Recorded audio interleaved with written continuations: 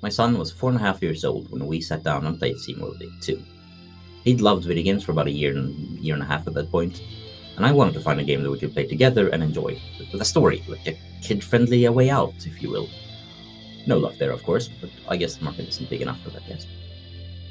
I landed on the next best thing, a game with a story that's kid-friendly yet compelling for both of us, a gameplay that's fun for both of us, and a good learning curve, an aesthetic that would be interesting but not very violent. Steamworld Dig 2 kinda looked the part, and it intrigued me, and when I showed him a few pictures, also him. It also happened to be free with Slater Pro at the time, so we jumped in.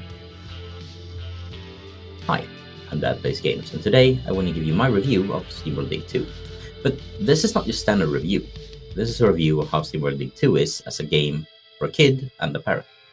Despite having a new favorite Mario game at the time for the Nintendo Switch, he regularly woke me up at 6 AM and asked if we could go up and play the Dig game, as he calls it. Now, let's begin with the story. Steamworld Dig 2 was, for the most part, kinda kid-friendly in the story. With two major story beats, not so much. Not being a native English speaker, as we're Swedish, I both translated and smoothed over the dialogues and the story a bit as I was reading it aloud, making it more kid-friendly than it maybe really was. And that worked great. For native English speakers with kids who can read, it may not work as great, then perhaps they're old enough for the story anyway. Now, the story in and of itself isn't badly suited for children, but there are definitely some more adult-oriented topics going on in the subtext and the details of the plot. But I mean, replacing evil death cult with bad guys and doomsday machines with earthquake makers kind of went a long way. Now, apart from the final scene and the part near the middle, which takes some quick, weird twist turns, the plot never really made him scared or in other ways made me regret picking this one. Graphically, the game is beautiful, and apart from a short scene in the middle, never really too much or violent for children. The music and audio design also works really well. It never got too intense for my son, and it still immerses us both well in the world. Now, as for the gameplay, for the most part it wasn't too hard for him, but on occasion I had to step in and get him through some stuff. Going back in now, 1.5 years later, the need for that is much rarer.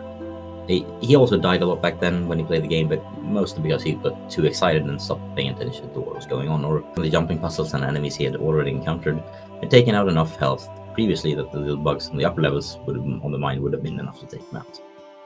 Now, for me as a parent, the game never really feels too easy or too hard.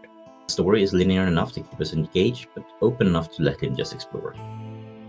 Now, all in all, a scary scene in the middle and the fact that the ending made him cry and feel very sad after being a bit too intense brings down the score a little bit, but this is still definitely like a solid 4 out of 5 for me. I'd say Steamworld Dig 2 is a good fit for games to play with your kids, as long as you're willing to smooth over the story a bit and finish the middle part when the kid doesn't notice or when they're slightly older. Steamworld Dig 2 definitely gets my dad's seal of approval, and I can warmly recommend this indie gem, as well as the other games in the Steamworld universe.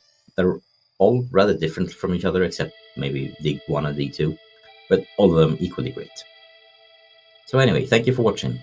If you came here for the gaming content, the parental angle, or if autoplay just got you here and you forgot to turn it off, well, subscribe to the channel for more content for parents who game, parents of gamers, and some general gaming content in between.